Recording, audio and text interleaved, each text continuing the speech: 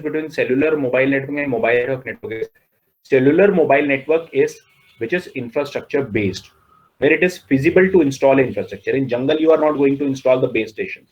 The lion is not going to talk to the deer that where you are, I am coming to eat you, isn't it? Or deer could identify that that particular thing is. So it is not feasible.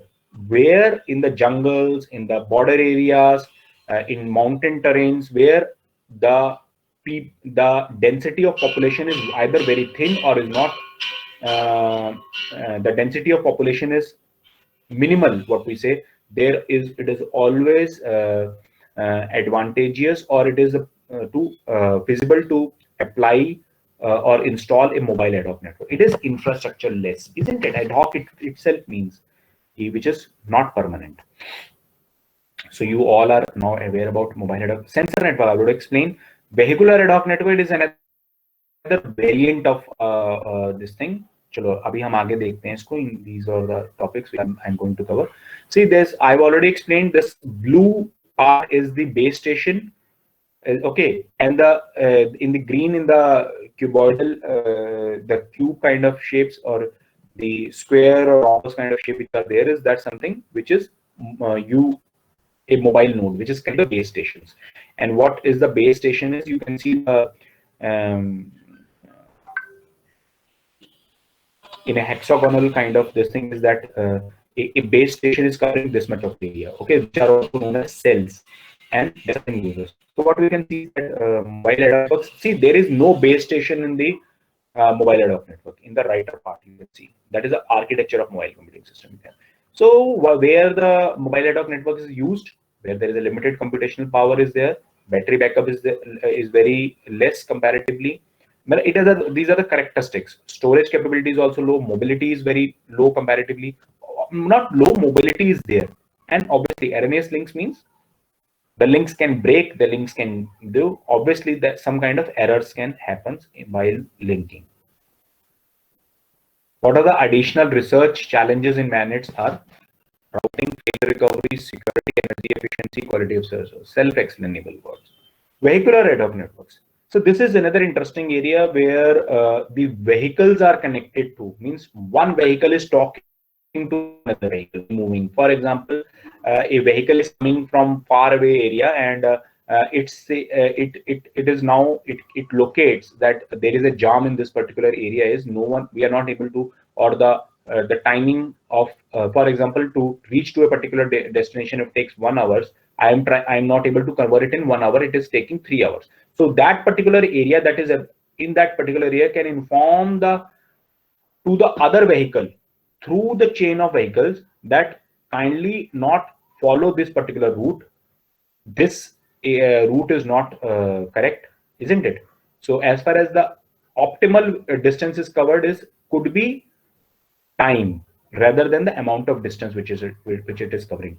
So VANET has, as it is written, it is a variant of MANET. So vehicle to vehicle communication, vehicle to infrastructure communication, which is happening, isn't it? So uses equipped vehicles as the network nodes, okay, which I've already explained. Okay, so there are certain means constraints also which we have to see.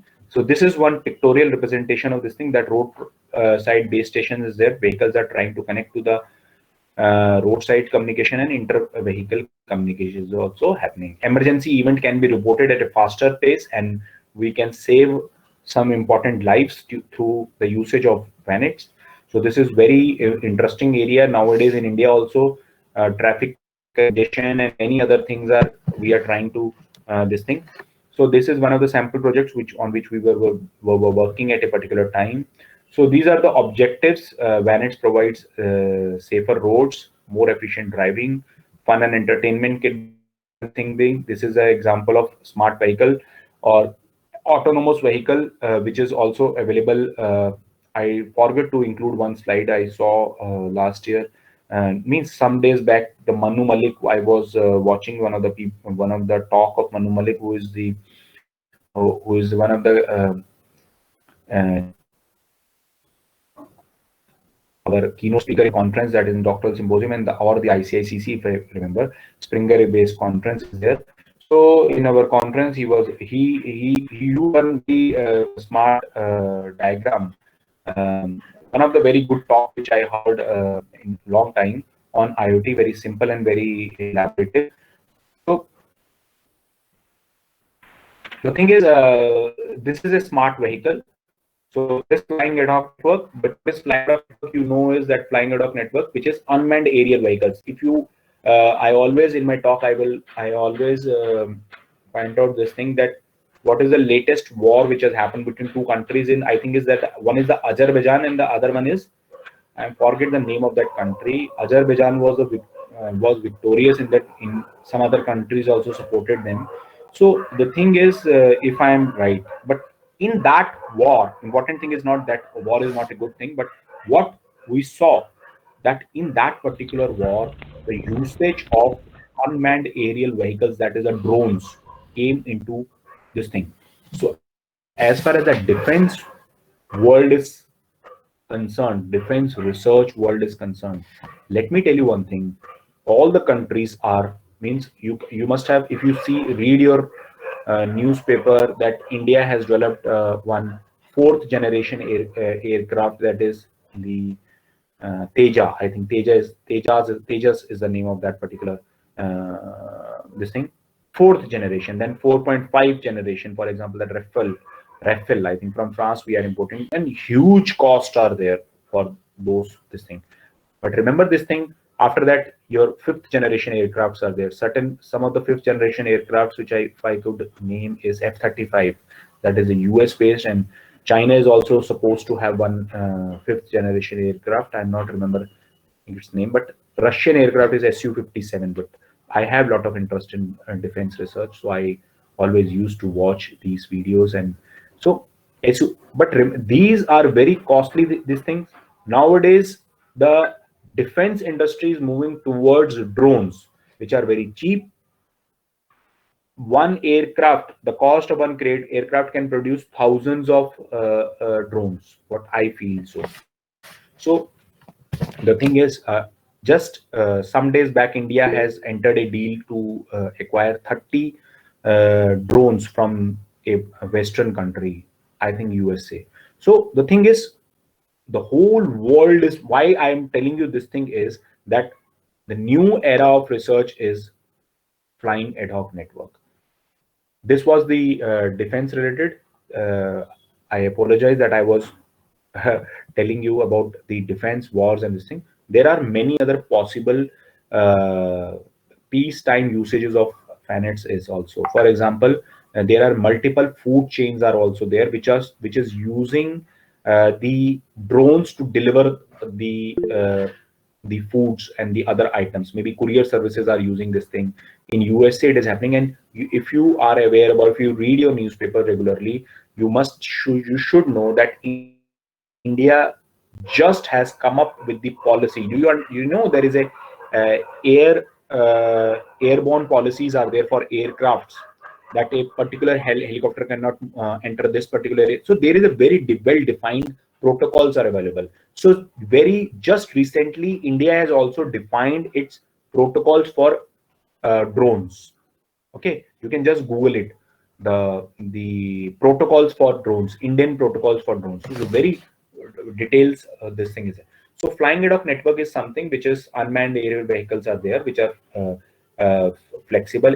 And I want to tell you that India is moving very fastly in the drone technology from certain sources. One of my good friend who is working in this particular technology, India was one of the pioneer country. In fact, I should say first country. 2 or 3 years back, we developed a technology where multiple drones are able to perform one task through swarm intelligence.